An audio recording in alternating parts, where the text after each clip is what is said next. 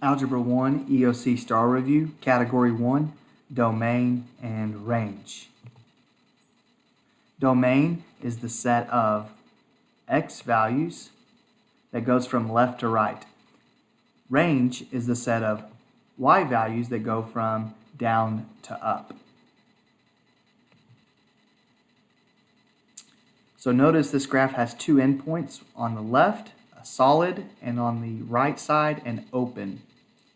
So we will go ahead and set up our less than sandwich to say x values need to be greater than some or equal to some small value, -6, greater than or equal to -6, but less than +8. From left to right, the x values go from -6 all the way to +8.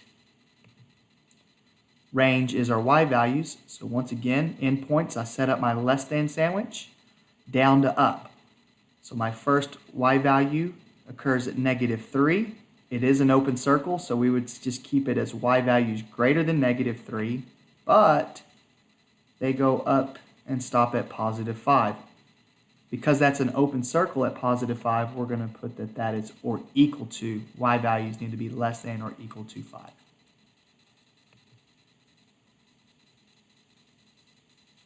Domain and range of a parabola or a quadratic.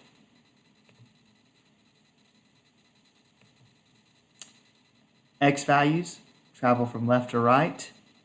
Now on this graph, I notice arrows on the end of my parabola, which indicates that the graph continues or keeps going. So I would say that x values go from -infinity all the way to +infinity to the right. -infinity, but need to be less than some +infinity. Another way we could say that is just all real numbers. Y values travel from down to up. So if I start really far down on the graph and work my way up, the first y value occurs at -4. So all y values, since the parabola goes down and actually touches at -4, we need to say all y values need to be greater than or equal to -4. And the y values are going to keep going up, up, up, and the arrow once again tells me that it keeps going up forever, so they need to be less than some positive infinity. Or we could simply say this statement is just all y values need to be greater than or equal to -4.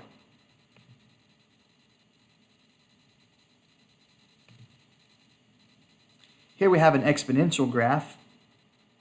So if we're going to talk domain from left to right, we'll go ahead and set up our less than sandwich. And even though we don't see arrows, you may want to, on your graph, go ahead and draw arrows. This isn't a real world situation, so we're going to assume we have arrows here that it continues left infinity. So x's are greater than -infinity, but less than some positive infinity. All real numbers. We have x values everywhere on this function. Y values travel from down up. Well, if it's an exponential, you have to remember and identify where is your horizontal asymptote. So it looks like this graph approaches at 0, but does not equal. So y's need to be greater than our horizontal asymptote at positive. I guess it's positive or negative at 0, but less than a positive infinity.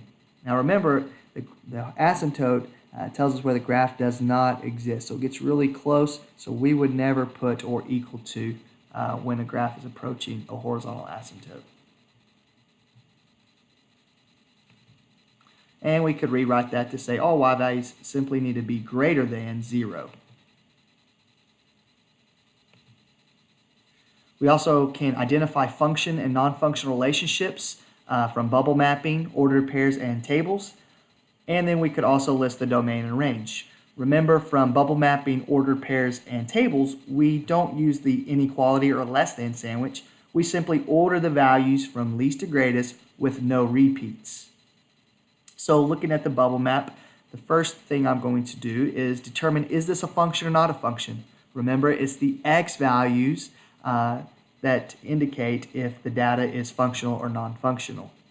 The x values cannot repeat if it is a function. So since we have the x value 4, 4 maps to 0, 2, and 4. You can't put the number 4 in the vending machine and get Cheetos, a Snicker bar, and Chex Mix. Can't get 3 different outputs for the same input. So because the x value 4 repeats, this is not a function. The domain, all you have to do is look at your X bubble on the left. They are already ordered for us from least to greatest, so we simply have to list those. We use the squiggly parentheses. Those are our set notations. And once again, we do not list. Even though 4 occurs 3 times, we do not list it, repeat it. The range is Y values, so those are the bubble on the right. We, again, list these from least to greatest with no repeats. The ordered pairs, function or not a function, look at your X values. You can underline those or highlight, circle them. These are XY points. So because 4 repeats here and here, -4 also repeats, we have X values mapping to multiple outputs. That is not a functional relationship. The domain is just -4 and 4 because we do not list repeated values, and they're written from least to greatest. Range is Y values, so we would write -3 and +3. Last representation here is a table, function or not a function. I'm only focused, once again, on the X values, my inputs. If any of those repeat or don't repeat, they don't repeat, 3, 5, 7, 9, 11, so I would say this is a function. X's do not repeat. The domain is 3, 5, 7, 9, 11. They're already listed least to greatest for us with no repeats. And the ranges are Y values on the bottom row here, 1, 3, 5, 7, and 9. And just a quick note, remember on a graph, to tell if it's a function or not, we can apply the vertical line test.